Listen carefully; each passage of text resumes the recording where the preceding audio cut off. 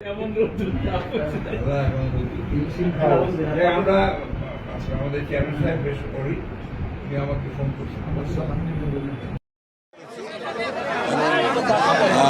রাজনৈতিক শিষ্টাচার হিসেবে এটা আমাদের দায়িত্ব। আমাদের অসুস্থ হয়ে পড়লে তাকে দেখতে যাওয়া এটা আমাদের পবিত্র দায়িত্ব বলে আমরা মনে করি। সেই হিসেবে আমি ডক্টর মঈন খান আমরা দুজন আজকে এসেছিলাম এখানে তার সঙ্গে দেখা করতে। উনি আগের চেয়ে ভালো বোধ করছেন, আর সঙ্গে তো আমাদের ডাক্তার সাহেব আছেন, দায় সাহেব, উনিও বললেন না আগের চেয়ে অনেক ভালো।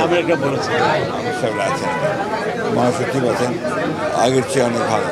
আশ্বস্ত হয়েছি, কারণ এই বাংলাদেশের রাজনীতির ক্রিটিক্যাল মোমেন্টে আপনার আমির সাহেবের সুস্থ হওয়াটা খুব জরুরি বলে আমরা মনে করি।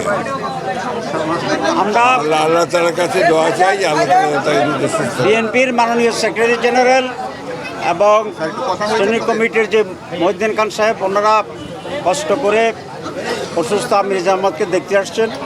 আমরা জামাত ইসলামের পক্ষ থেকে ওনাদের প্রতি কৃতজ্ঞ জানাচ্ছি এবং আমির জামাত ভারপ্রাপ্ত চেয়ারম্যান এবং ম্যাডামের কাছে ওনার সালাম দিয়েছেন।